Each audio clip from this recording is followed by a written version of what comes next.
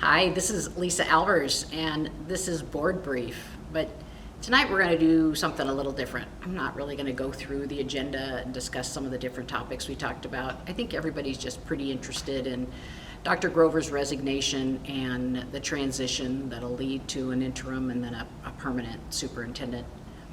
I remember when I met Dr. Grover, I was part of a team that was doing some interviews.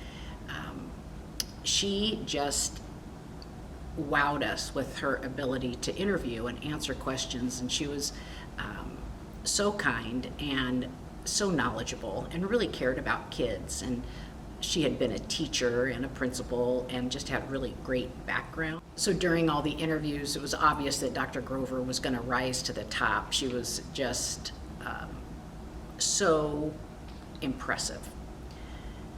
So then she became the superintendent. I started on the board shortly after she became superintendent, so my entire tenure on the board, Dr. Grover's been the superintendent. And the district hired her.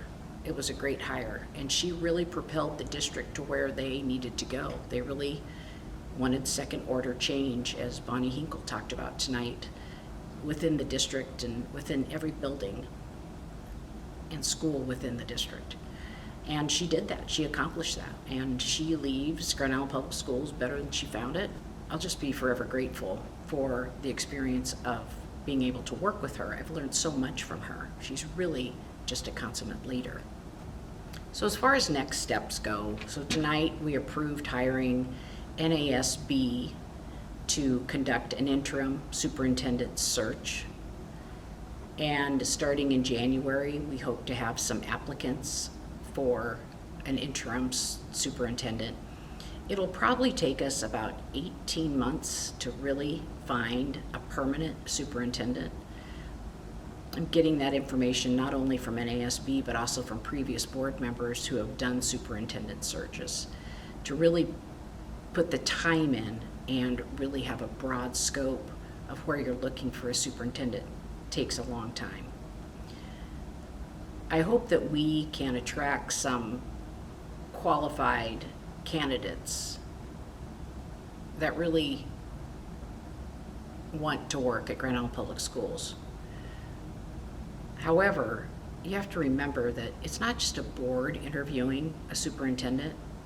The superintendent's also interviewing the board and interviewing the community and interviewing the entire district. And we really need the community to start supporting the district more, to step up, to stick up for us. And when we do hire a new superintendent, to stick up for the new superintendent too.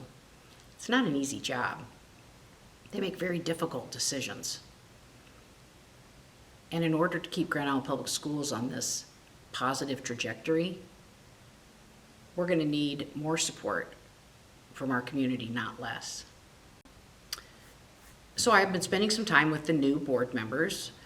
We met for coffee, kind of find out what some of their interests are, talk about different committees. I went to new board member training with 3 of them in Kearney, and that was a really positive experience. Tonight, they all came to the Neal Administration Building, and we toured the building and met a bunch of administrators, and to show them how amazing Grand Island Public Schools already is, and hopefully they will have the same experience that I have on this board.